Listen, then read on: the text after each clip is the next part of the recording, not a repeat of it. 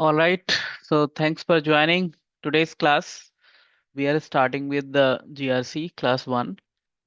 And as you guys have already gone through fundamentals of GRC, that means you should be aware about what is general IT infrastructure, how GRC helps organization to prepare for the bad days, managing the risk, and those kind of challenges which might be undermining the business. So main thing in GRC, as you know, it stands for governance, risk and compliance, right? So GRC is going to always be around these three words: governance, risk and compliance. Okay, just a minute, let me.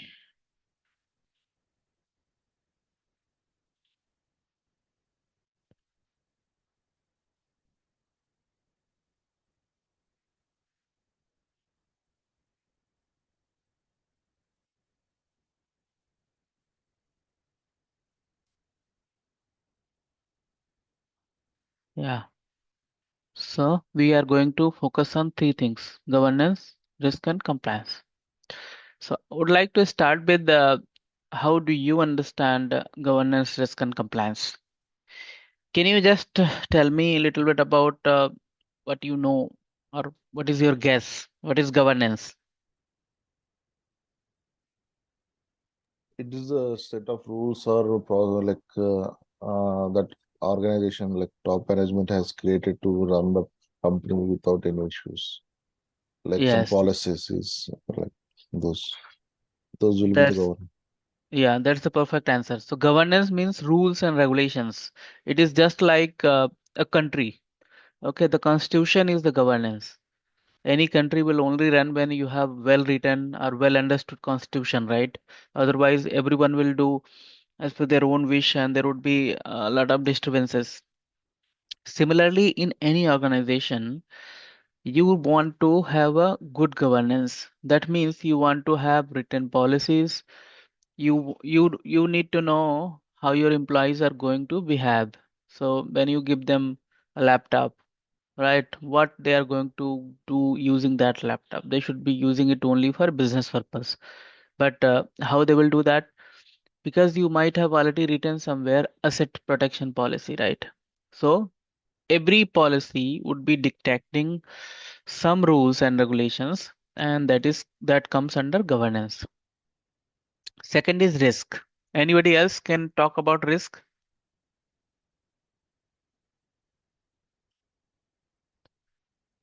So risk means obviously if you have something running, but there are always chances that might not work well or something might go wrong. So this kind of scenarios we always cover under risk management. And the last one is compliance. So compliance is all about following some standards or some regulations set by external bodies. For example, GDPR in European Union. GDPR says if you want to process European Union's data, you will have to follow GDPR regulations, and that is compulsory. It is not optional. Okay. Like if you don't want to follow ISO 27001, it is acceptable. You might go non-conformity or you might go non uncertified on ISO 27001. But if when it comes to GDPR or DPDP in India, you do not have a choice to skip it. So compliance means you have to be compliant. Otherwise, there would be some penalties or there would be some charges as well, right? So governance, risk and compliance, we are going to discuss about rules and regulations, how a organization can function with the well written policies.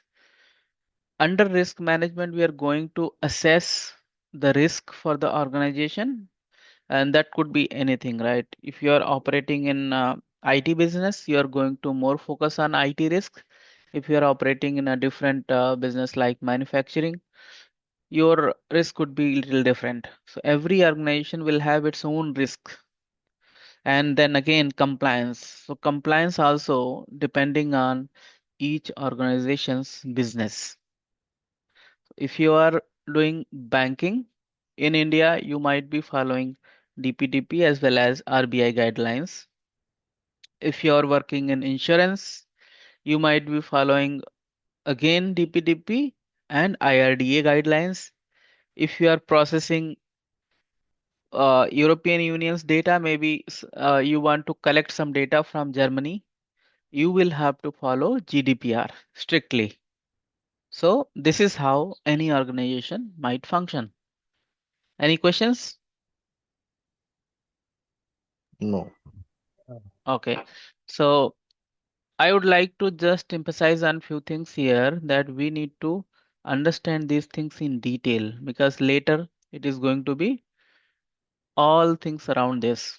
Okay, so any point of time, if you feel something you are not able to understand, you can stop me and we will discuss about it. Okay, now let's talk about governance in detail. So, what is governance? Governance is the system by which an organization is directed or controlled. Okay, so it is just like what we said.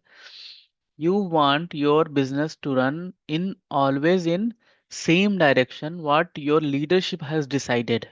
So governance basically comes from your leadership, your senior managers, your CISOs, your IT heads. They are going to decide the policies for your company. It's not like they are going to write each and every rule. They are not going to write each and every policy. They will take help from their reportees, the down hierarchy people, but they will be the decision makers. Okay, so governance basically it's like how the decisions are approved. Means if there is any situation where you need to take some decisions in the organization, so by governance you can take those decisions properly and you can also maintain the accountability. You can pay attention to this point here. Accountability. Accountability means if something goes wrong, who would be the responsible person? So if somebody is accountable, you can always make that person responsible if something goes wrong. And that person would be taking decisions, right? If somebody is not accountable, right, they are not going to behave very, very professional. So governance is a system which basically helps an organization to be in a proper control and always taking decisions which are in favor of the organization. And apart from that, governance also ensures in a clear policies and procedures. So you always have something good written on the documentation. There is no confusion. And it defines the ownership and accountability. I'm again highlighting these two things. We really want somebody to take the ownership and also we want somebody to take the accountability. If something fails, maybe some cyber breach happens in an organization, who would be the responsible person? Any cases?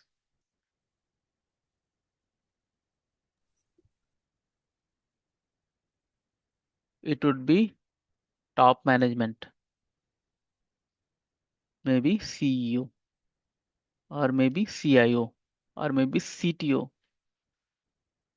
Why I'm saying maybe? Because these all people are eligible to take the decisions and you can make anyone accountable. So every company will be taking this differently. Some companies might be giving this responsibility to CEO directly. They may not have CTO, they may not have CIO also. Otherwise, it could be CTO also. If they don't have CTO, then CIO. If they don't have CIO, then CEO. Every company will have CEO, right? So one of these people would be owner of the policy governance and accountable. Ethical and transparent decision making. This is another advantage of having a good governance. When you have well-written policies and decision making process in your company, then you can basically take ethical and transparent decisions. because you already written something, right? You don't need to every time take decisions freshly. You can always refer to the documentation, that okay, if somebody was assigned a laptop, he is using social media on his laptop, what should be the action against him? Everything is written in the documentation. So you don't need to always do any adventure in terms of taking action against that person, or just to know if that person is really, doing ethical and transparent behavior. Because it's already written in the documentation, you can decide based on that. Then also, governance helps to ensure the alignment between business goals and security goal.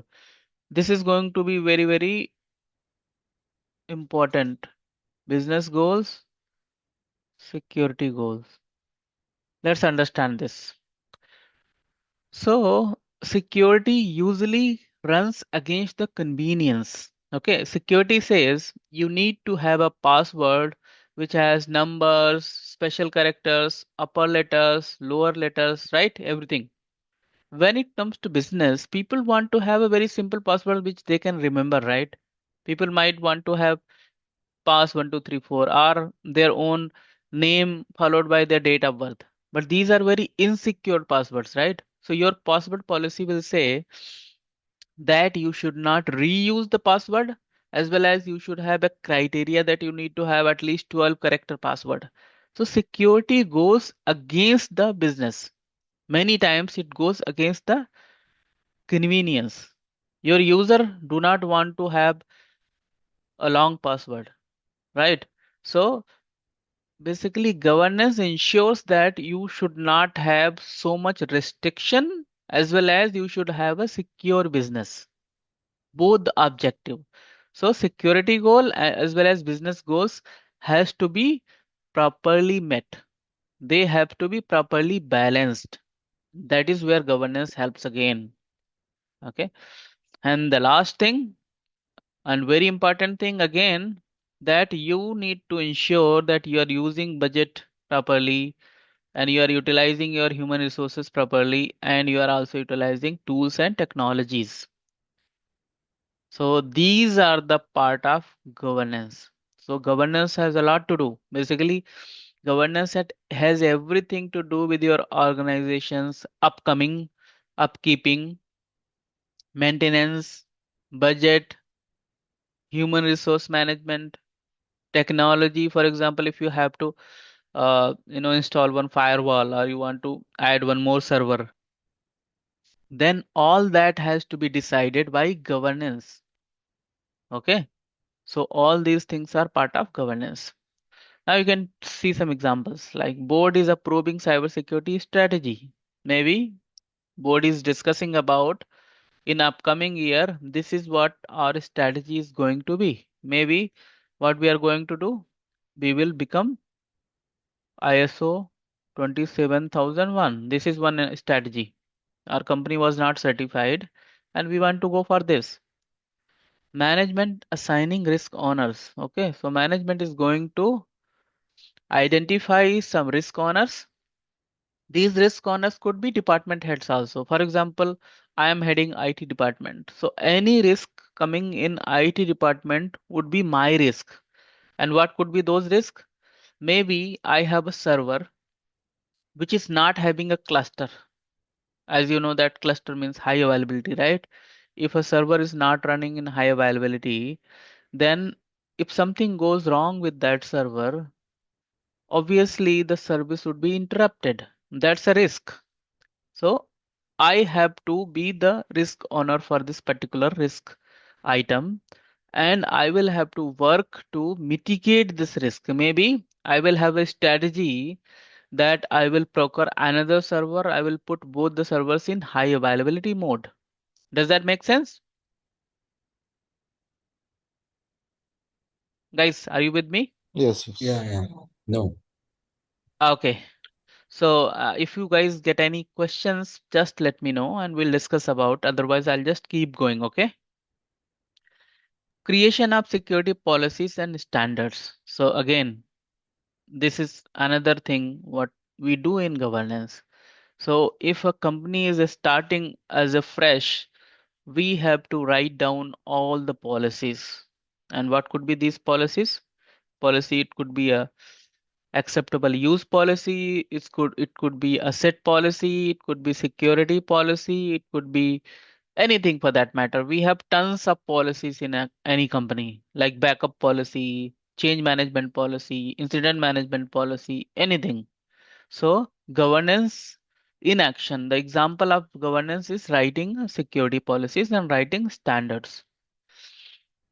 Then reporting security performance to leadership. This is one more point which is very important, because your management want to know if something is wrong in the with the infrastructure.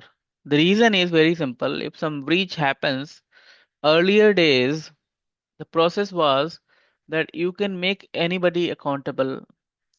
If CEO says that okay, this person has done something wrong, that person should be sent to jail, or that person would lose their job. Okay, but now the scene is different. After a lot of security practices came, the governance is changed. Now the responsible person is not somebody down in the hierarchy. Now the responsible person are the top leaders. If something goes wrong with any company, their CEO, CIO, or CTO are going to be jailed. They are going to be penalized. That is the reason they want to know all security things now. Earlier, security was not CEO's job. Now, security is directly CEO's job. They want to make sure, even board level, board members want to know how are we maintaining the security. And the reason is very simple. There was a survey done in 2024. Survey says 70% of companies which got major data breach, they shut down within 2 years. Means they could not sustain after data breach. So this is a big risk of the for the existence of the company as well. So if something goes wrong, definitely it is going to harm your business. That is why leadership is very much interested to know how your security operations are performing. Then governance also helps you to define the roles, what CISO is going to do, what IT head is going to do, what compliance head is going to do, and the business owners. So all these functions are part of governance. Now let's talk about uh, the leadership pyramid. So top would be, if I just make this pyramid like this.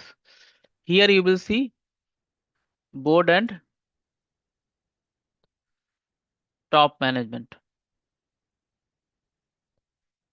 Here you will see policies, strategy, decisions. Here you will see teams, any controls, and actions, right? So this is the pyramid. So now the top management, they will have board meetings, they will have leadership calls. They will basically sit on the top because they are going to decide your security policies. They know, if I am in manufacturing business, what kind of security policy our company should have. Employees are not going to decide. Top management will decide. On the middle ground, they are going to create the policies, strategies, and then on the bottom there would be teams, there would be controls, there would be execution. Means the real work will happen here, this area. Here you will have lot of work happening. Here you will have lot of documentation happening. Here you will have lot of meetings and decision making is happening. So now you see here, good governance starts at the top and flows through the organization. It is always a top-down approach. It would be decided on the top and it would be executed by the bottom. Any questions before I move on? No, sir. All right. All right. So now let's talk about risk. Risk is the possibility that an event may negatively affect business. So events will always keep happening. Something will keep happening. For example, you log into your computer. That's an event. You download a file. That's an event. You connect your computer to network. That's an event. You disconnect your computer to network. That's an event. But one attacker or one hacker is trying to access your application is also an event. He is trying to breach the data or steal the data is also an event. So you have to basically know which events are adverse event, which events are normal events. Normal event means your business use cases. Your company people are accessing your data and your systems is a normal event. But if outsider, some attacker who is unauthorized is trying to access your data is actually a bad event. Okay, so you have to differentiate between the bad and normal event. Now let's talk about what is the simple formula for the risk. Risk is threat multiplied by vulnerability multiplied by impact. Now let's talk about threat. What is threat? Threat is nothing but an object which can harm your business. It could be a virus, it could be hacker, attacker, it could be even natural uh, you know calamities like earthquake, like flood. That is also a threat. And how that is a threat, let me explain you. If you have a data center facility in earthquake prone area and you have not built a building which is earthquake proof, then you will always have this threat, right? So earthquake is always a threat in that area, but if you did not build earthquake proof building, that's a vulnerability. Vulnerability is nothing but weakness, right? So if I take example of earthquake, earthquake is a threat. Now weakness, what could be the weakness? Weak structure. Now you got two things, earthquake and a weak structure in your data center. Now the third thing is impact. If this earthquake comes and you have a weak structure, you should have some impact as well, right? Impact could be like 50% building collapsed, right? So this is impact. Means if this particular threat is materializing, is realizing the weakness, is able to attack the weakness, how much loss you might make. The impact is basically nothing but the loss. But there is a catch here. If any of these three are missing, you will not have any risk. I'll tell you how. First of all, it is multiplied, right? If there is something being zero, anything multiplied by zero would everything would become zero, right? Correct? Yeah. Now, how that happens, let me explain you that as well. You have earthquake as a threat. You got vulnerability as well, weak structure. But if there is no impact, earthquake comes, you have a weak building, still there is a no threat, means there is a no loss. Do you have a risk? No. Let the earthquake come because you are not being impacted because of earthquake. Maybe earthquake is coming in just small scale, maybe 3.1, 2.1. 1.1. This is also earthquake, right? You have a weak building, but earthquake is not having that much severity, right? In that case, you will not have impact. So to have a risk in your organization, you have to have threat vulnerability, and impact. All three has to be present. If you can eliminate any of these three, you can basically minimize the risk. There is no risk. So in risk management, we are going to always focus on minimizing some of these. Either we want to minimize threat or minimize or eliminate, I could say, threat or vulnerability or impact. Is that good with you guys? Any questions here?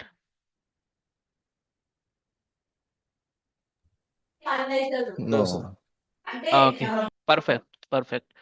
So now we'll talk about some different kind of risk. And you guys are mostly going to work on cybersecurity risk, operational risk, compliance risk, reputational risk. So financial risk, you will be working only partially. And partially why I'd say, because financial risk is a big topic. And if you talk about banks, right, they will have financial risk advisors separately, and those people would be mostly chartered accountants. They are going to focus only on companies' financial health. Your focus is not on company's financial health. Your focus would be only on penalties. If your company is getting any penalty, or there are some frauds are happening, which you can mitigate using your cybersecurity technologies tools, then only that area you will be having financial outcome. So only a small portion of financial risk you are going to follow. Apart from that, you'll have heavy focus on cybersecurity risk. Your entire focus is going to be on managing your business, preventing malware attacks, preventing ransomware attack, preventing phishing attack and data breach. That is the main focus. Operational risk is nothing but it's all about process failures. You have a change management in your company. Change management means if a change has to happen, there would be some process. Like it has to first requested by somebody, then it has to be reviewed by somebody, then it has to be approved by somebody, and after the approval process, somebody is going to implement it. This is kind of a general process of change management. If something fails during this process, maybe one person who is requesting and the other person who is reviewing does not have enough technical capabilities to review the change, process fails. If you don't have proper people in the process, it is not going to work. Outages,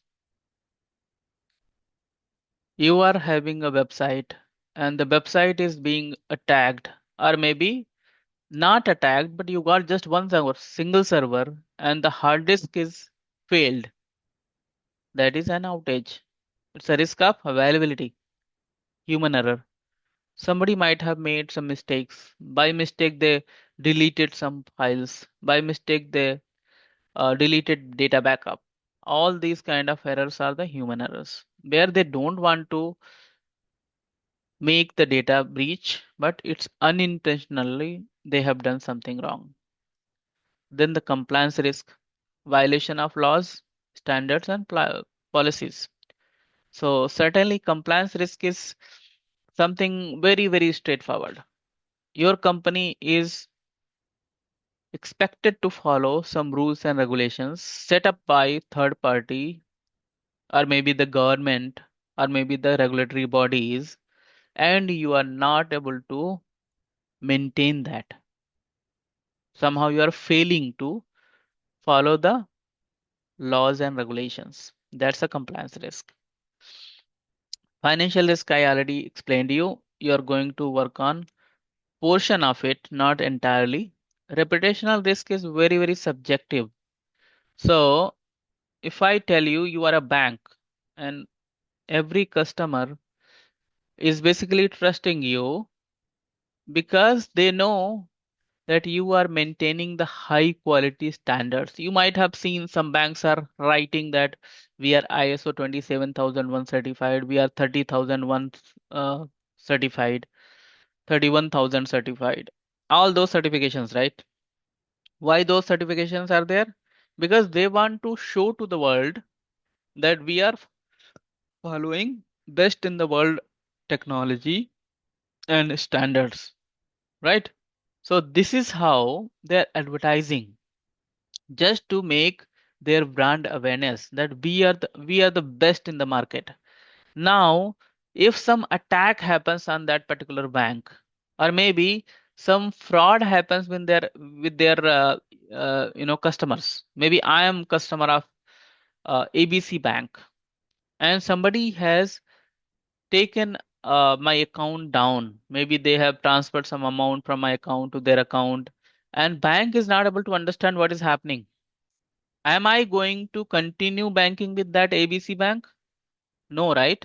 Because I do not trust this bank anymore.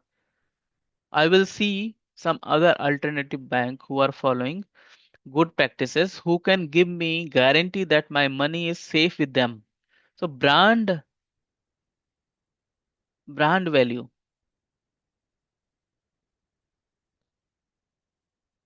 is very, very important. Just pay attention to this.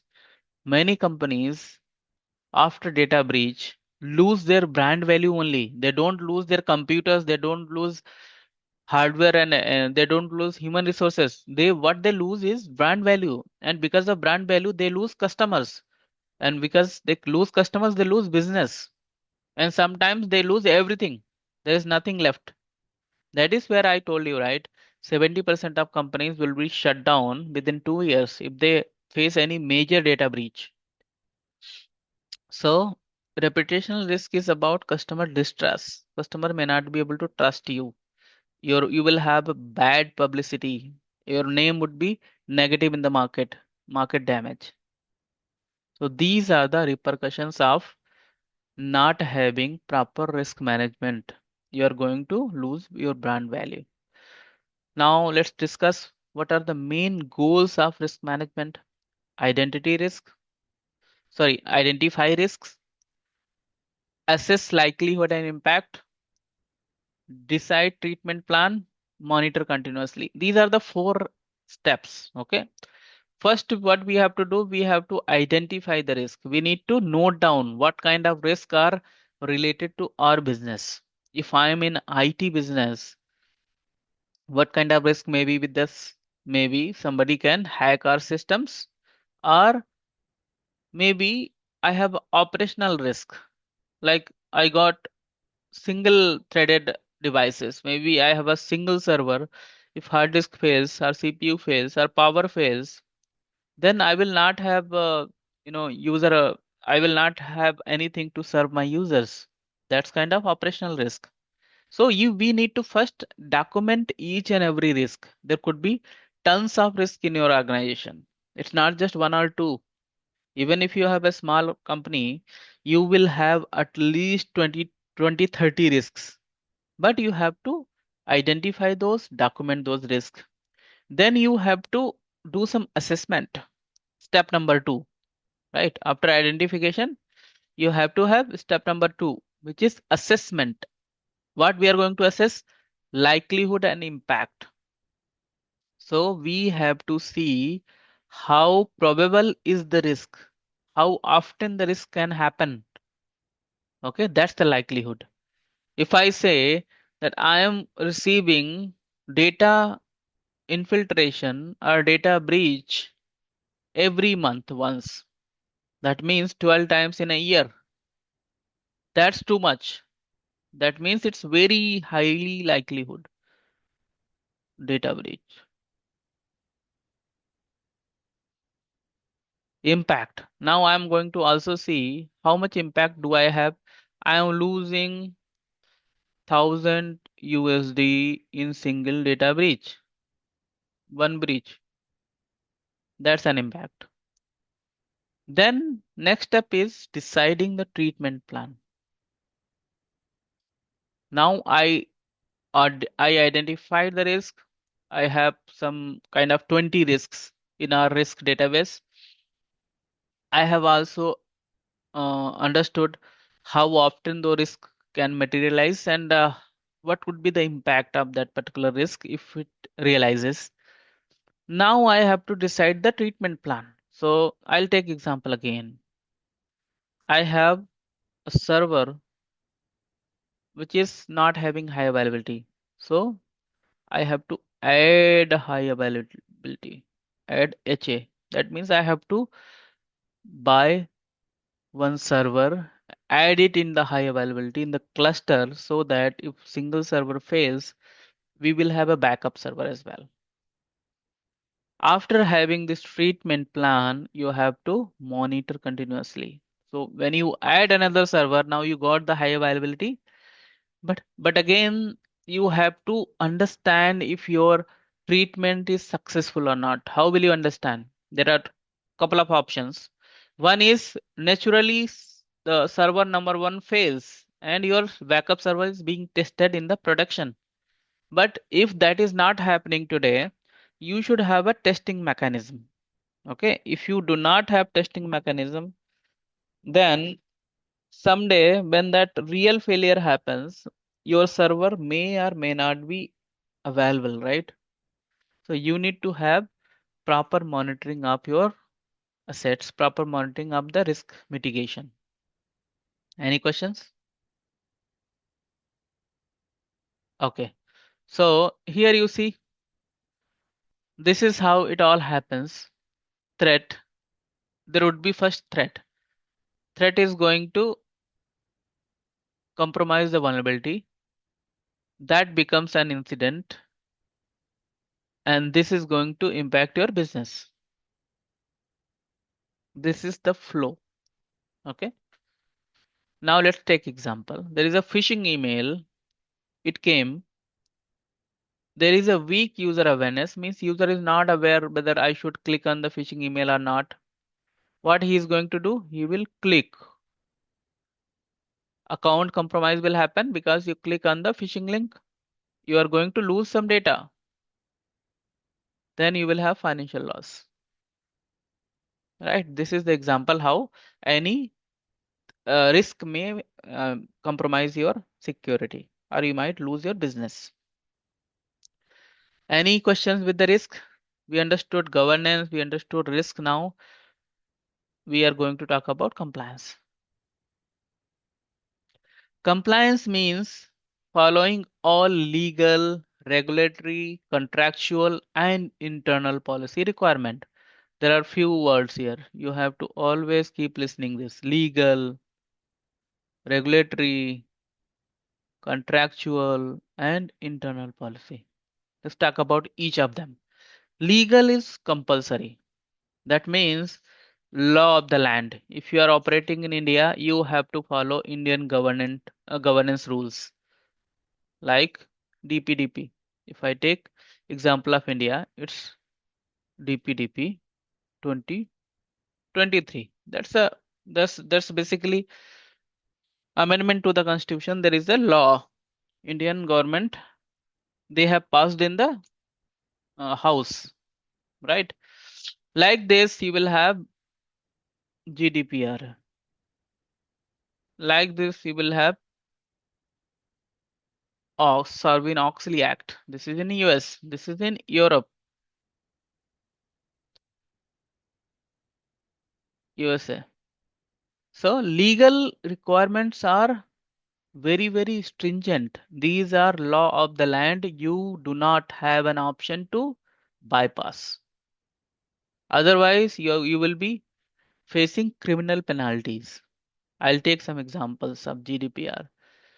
Meta, which is the parent company of Facebook, was fined more than 800 million US dollars because they were collecting some data from European Union citizens which was not disclosed to them.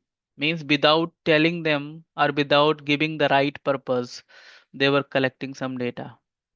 For that reason, they were penalized more than $800 million, which is huge.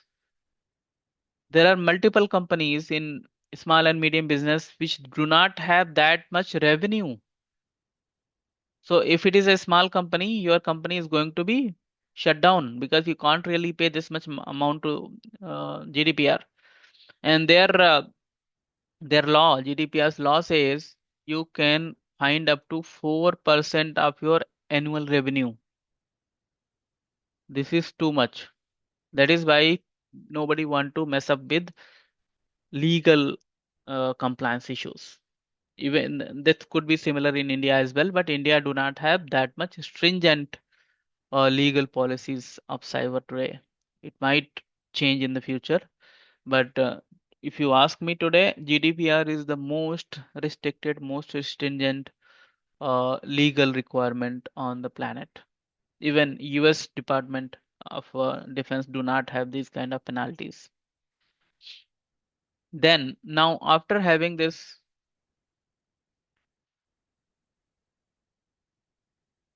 after talking about legal, let's talk about regulatory. Okay, let me take.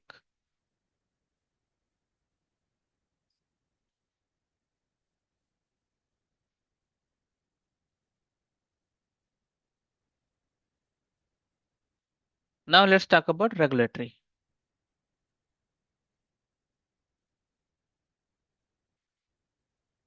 Regulatory compliances are the compliance which are basically business centric.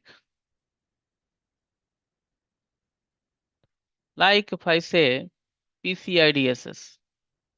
Have you guys heard about PCI DSS? Yes, it is used for like banking purposes, I think. Correct. So your industry will have some regulations. Like for insurance, IRDA is the governing body. For banking in India, you have RBI. But if you talk about cards, right? Like Mastercards, debit and credit cards. So if you are processing card data, there is a regulatory body which is called PCI DSS. It is started by Mastercard in the beginning. Later, it was joined by multiple cards like Visa and other card holding companies. They have joined PCI DSS. This is not compulsory. Okay, if you are storing people's card information, then you have to follow PCI DSS. And they have some requirements, like they will have at least more than 100 checklist items. You have to follow each and everything. If you do not follow even a single thing, you would not be PCI DSS certified. And their certification is like you have to first perform your internal audit. They will give you some documentation. Okay, these are the checklist like 120 items. You have to follow each and everything. Then they will be sending their auditor. Their auditor is going to check each and everything within your environment. If they are satisfied, they are going to give you certification, and this will happen every year.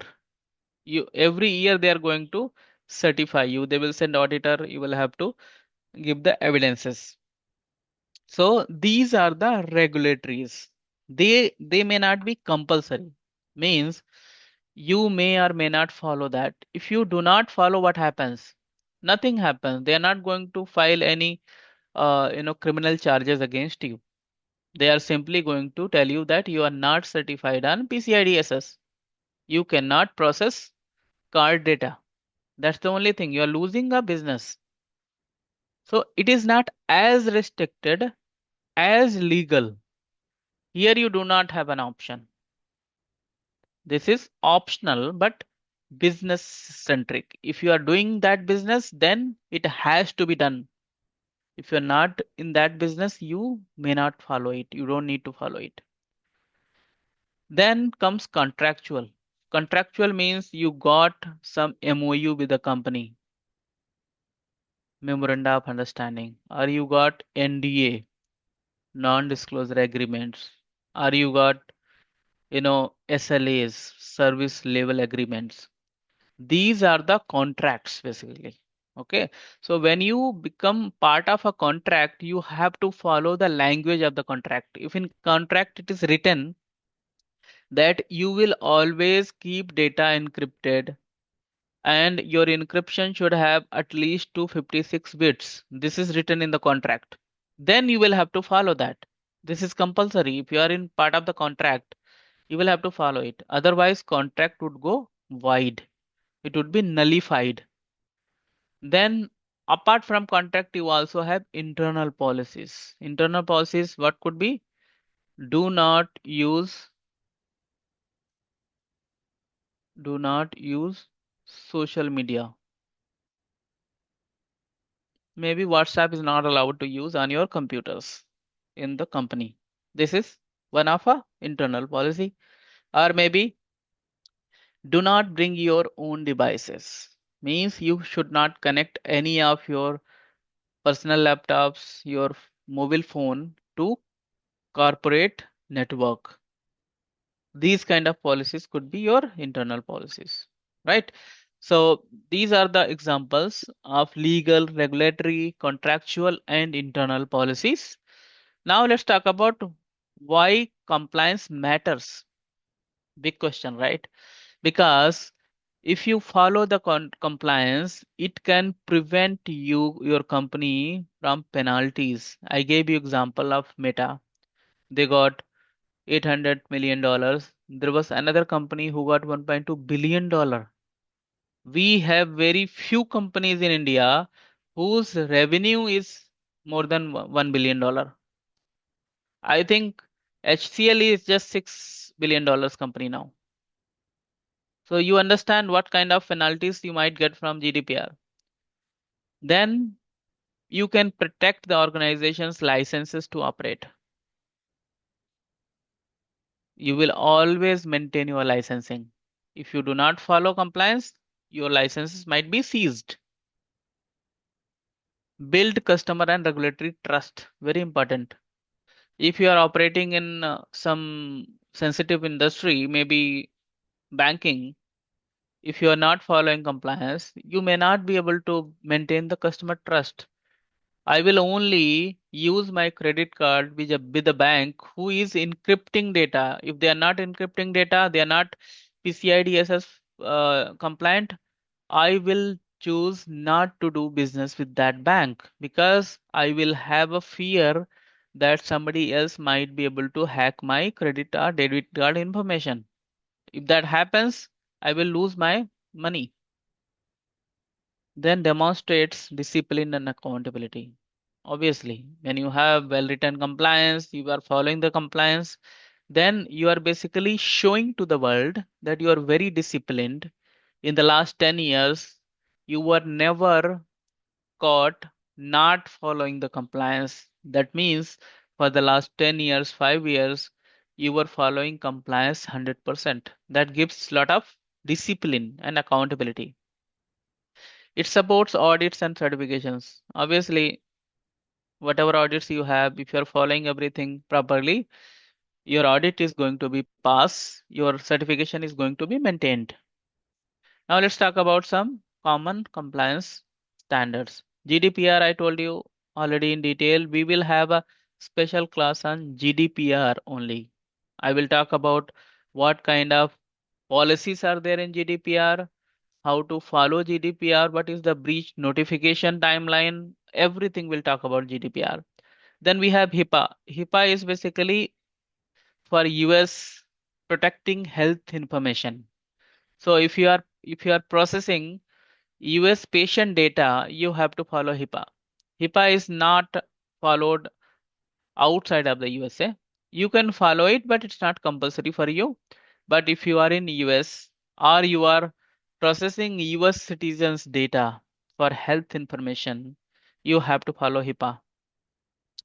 Then SOX, Sarbanes-Oxley Act. This is basically for US publicly traded companies. So any company which is listed on NASDAQ or S&P, those US exchanges, you have to follow. Those companies will have to follow Sarbanes-Oxley Act. We will talk in detail about Sarbanes-Oxley Act as well. There is a story behind it, so I'll talk in detail. PCI DSS, I just told you, this is for payment card industry. P payment, C card, I industry, data security standards. That is how PCI DSS abbreviate. This is for the companies which are processing credit and debit card information. Then comes ISO 27001.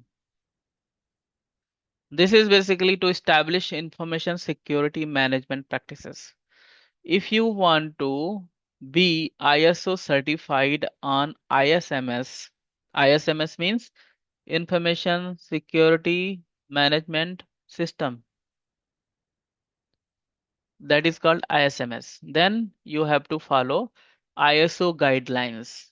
And for getting company certified on ISO 27001, you have to first buy the ISO subscription. Then ISO is going to give you some documentation that you have to follow. You have to perform internal audits. Then you have to see if you are missing something. You have to fix that gap. When you are ready for the certification, you have to call ISO. ISO is going to send external auditors. Those auditors are going to come to your premise. They will audit each and everything. And when they are satisfied with the audit, they are going to give you certification. This is the lifeline.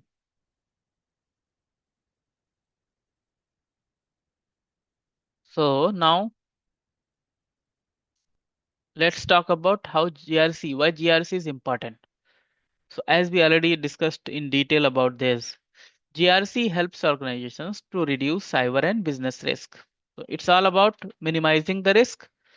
Then it is also making better decisions because you have risk management practices in your system. So you know if you don't do this, how much loss you might have. If you do this, how much risk you can cover. You can stay compliant, obviously, protect your customers' data and operations, building credibility with clients and stakeholders so you have good image, goodwill. You are also enabling safer growth and transformation. That means your company would be stable company. Now let's talk about here. The smart GRC is not just about avoiding the problems. It helps the business grow with confidence. If you have good governance, risk management and compliance, your business can grow with confidence. Without GRC, you will have a lot of confusion, you will have high risk, you will have fines, you will have weak accountability, you will have reactive security. That means you will not have proactive security. How this matters? That means you can't fix anything before it is happening. You are always doing firefighting, right? If your building is prone to fires, there are multiple ways, right? What you can do, you can basically reduce the risk of fire. Otherwise, whenever fire happens, you have to bring fire extinguishers or you have to call the fire department, they are coming. But by the time they come, right, a lot of damage would already happen. So the best practice is to have a proactive security. So without governance, you are going to have a reactive security. So with GRC, you will have clear ownership who is going to do what. You will have low risk. You will have better decision making process. You will have stronger compliance. You will have proactive security, what we just spoke about, right? All right, so I think we are good for now here. We will bind up. Is there any questions before I stop it today? No, right now. No. Uh, okay, perfect. So I would like to just make our classes more proactive, and the reason is I just want to make sure that you guys understand each and everything because this is what you are going to do in your day-to-day life, and this is what even if you go for interviews, right, you are going to be asked about questions related to these concepts only. So I'll stop recording here.